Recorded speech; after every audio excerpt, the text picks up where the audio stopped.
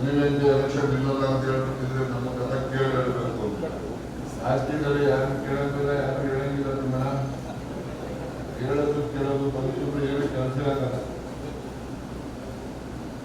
ಇಲ್ಲಿ ಮುಂದೆ ಬರೋಣ. ಇನ್ನು ಚುನಾವಣೆಗಳು ಡಿಲಿಮಿಟೇಷನ್ ಆಗುವಂಥದ್ದು ಇರ್ತವೆ. ಯಾರ್ಯಾರು ನಿಲ್ತಾರೋ ಯಾರ್ಯಾರು ನಿಲ್ಲರೋ, one nation one election, delimitations ಏನೇನೋ ಇದ್ದಾವೆ ಈಗಿನ ಸರ್ಕಾರದ ಚಿಂತನೆಗಳು. ಅದೆಲ್ಲ ಬಂದು ಎಲ್ಲ ಆದ್ಮೇಲೆ ಅಂದಿನ ದಿನಕ್ಕೆ ಏನು ಪರಿಸ್ಥಿತಿ ಇರ್ತದೆ ನೋಡೋಣ. ಅದು ಒಂದಕ್ಕೂ ನಾನು ಬರ್ತಾ ಇದ್ದೇನೆ. ಈಗ ನಾನು 75 ವರ್ಷ ಇದ್ದಾಗ ಇನ್ನೂ 2 ವರ್ಷ ಸರ್ಕಾರ ಮಂತ್ರಿ ಇರಲಿ ಇಲ್ಲದೆ ಇರಲಿ, ನಾನು ಶಾಸಕನಾದಂತೂ ಇದ್ದೇ. ಅಷ್ಟೊತ್ತಿಗೆ ನನಗೆ 77-75.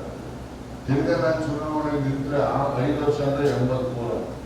ಅಷ್ಟೊತ್ತಿಗೆ ನಾನು ಜನಗಳಿಗೆ ಅವ್ರ ನಿರೀಕ್ಷೆಯಲ್ಲಿ ಕೆಲಸ ಮಾಡೋಕ್ಕಾಗುತ್ತೋ ಇಲ್ವೋ ಅಂತಕ್ಕಂಥ ಭಯ ಇದೆ. ಯಾವಾಗಲೂ ಮನುಷ್ಯನಿಗೆ ಜನ ಎಲ್ಲ ಒಳ್ಳೆಯವರಪ್ಪ, ಒಳ್ಳೆ ಕೆಲಸಗಾರ ಅನ್ನೋವಾಗ ಬಿಟ್ಬಿಟ್ರೆ ಹೆಚ್ಚು.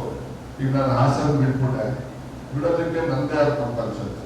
ಪಾಪ ಅವ್ರು ಯಾರು ಕೂಡ ಮುಖ್ಯಮಂತ್ರಿಗಳು ಕಡೆಯ ದಿವಸಗಳು ಕೂಡ ಬಿಲ್ಕುಲ್ ಬೇಡವೇನೆ ನಿಮ್ಗೆ ಅದು ಬಿಲ್ಕುಲ್ ಅಲ್ಲ ಸರ್, 100 ಪಟ್ಟು ಬಿಲ್ಕುಲ್ ಬೇಡ ಅಂತೆ.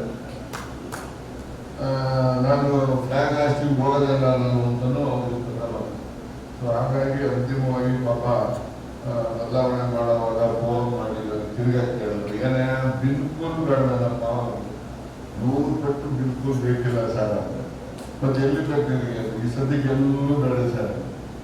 ಗೊತ್ತಾಗಿದೆ. ಇಲ್ಲಾಂದ್ರೆ ಒಳ್ಳೆದಾಗ ಹಾಕಿರ್ತಾರೆ, ಆ ಪ್ರಶ್ನೆ ಬೇರೆ. ಅದು ಕೂಡ ಜನ ಯಾವಾಗಲೂ ಕೂಡ ಈಗ ನನಗೆ ಹಾಸನ ಏನೋ ಒಂದು ಜವಾಬ್ದಾರಿ ಇತ್ತು. ನಾವು ಜವಾಬ್ದಾರಿಯನ್ನು ನಿರ್ವಹಣೆ ಮಾಡಿದ್ದೇವೆ ಅಂತಕ್ಕಂಥ ವಿಶ್ವಾಸ ನನಗಿದೆ. ಬರೀ ಚುನಾವಣೆ ಒಂದರಲ್ಲಿ ಸೋಲಿಸ್ಬಿಟ್ಟು ನಮ್ಮ ಪಾರ್ಟಿಯವ್ರಿಗೆ ಗೆಲ್ಲಿಸ್ಬಿಟ್ಟು ಒಂದೇ ಜವಾಬ್ದಾರಿ ಅಲ್ಲ. ಏನೋ ಹೇಳ್ತಾರೆ, ನೀವೇನು ಎಲೆಕ್ಷನ್ ಇಲ್ಲಲ್ಲ ಅಂತ ಹೇಳ್ಬಿಟ್ಟಿದ್ರೆ ನಮ್ಮ ಕಥೆ ಕೇಳಬೇಕು ಅಂತ ರಾಜಕೀಯದಲ್ಲಿ ಯಾರು ಕೇಳೋದಿಲ್ಲ, ಯಾರು ಹೇಳಂಗಿಲ್ಲ. ನಿಮ್ಮನ್ನ ಕೇಳೋದು ಪರಿಶುಭ್ರ ಹೇಳಿ ಕೆಲಸ ಆಗಲ್ಲ.